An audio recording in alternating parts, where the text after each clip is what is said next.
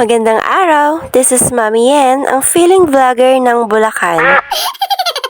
Hello mga mi! Samahan niyo muna kaming lumabas ng bahay ngayon. May pupuntahan nga pala kami ngayon. Tada! Andito na pala tayo sa J&T Express branch. Ire-return ko nga pala sa seller itong nabili naming cellphone ni Kuya Elon kasi meron siyang factory defect. Nabili ko nga pala ito mga mi sa Orange app. Kaya lang, almost 2 months ago na nang ma-purchase ko ito. So out of Shopee guarantee na siya. Kaya hindi na ako pwede mag-return na refund sa Shopee app. Kaya nakipag-usap na lang ako directly sa seller at sinabi ko nga yung problema ng cellphone and then nag-reply naman siya na okay, ipadala ko sa kanilang address. Binigyan niya ako ng contact number and address ng warehouse na padadalhan and for replacement nga yung item. Sa totoo lang, medyo kinakabahan ako dito mga mi kasi paano kung hindi na ibalik ni seller yung cellphone, di ba? Pero sabi naman ng asawa ko ay okay lang daw kasi meron naman kaming contact number at address ng kanilang warehouse. Medyo nag-overthink lang talaga ako doon mga mima.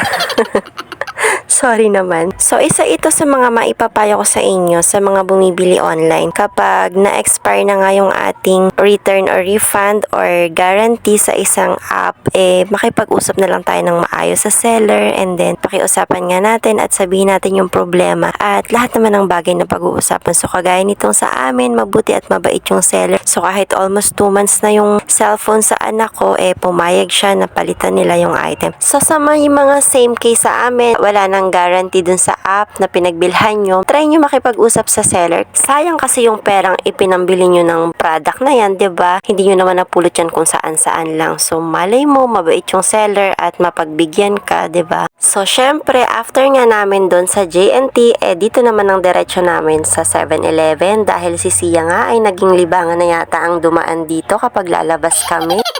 Hindi talaga pwedeng wala kang pera kapag kasama mo ang batang to. Mabuti na lang at kasama niya yung wallet niya. Siyempre, sino pa ba yung wallet niya? Edi ang kanyang tatay.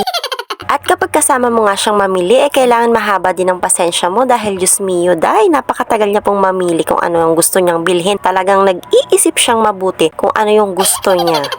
So, ayan nga, hinayaan ko siya ang magbigay sa cashier ng mga pinamili namin para masanay siya. Pagkatapos nga naming mamili ay heto't pauwi na kami sa aming bahay. Late upload nga pala ang mga kaganapang ito mga mima. So, as of now na nire-record ko ito ay nag-uusap na kami ni seller at natanggap na niya yung cellphone. So, hindi pa nasi-ship yung parcel pero hoping na ma-ship agad ni seller ASAP kasi ginagamit ng anak ko yon. So, ayun lang po muna for today's video at gagawin ko ng part 2 ang video ito kapag na-receive na namin yung replacement ng cellphone ng anak ko. So, thank you for watching. God bless everyone. Babush!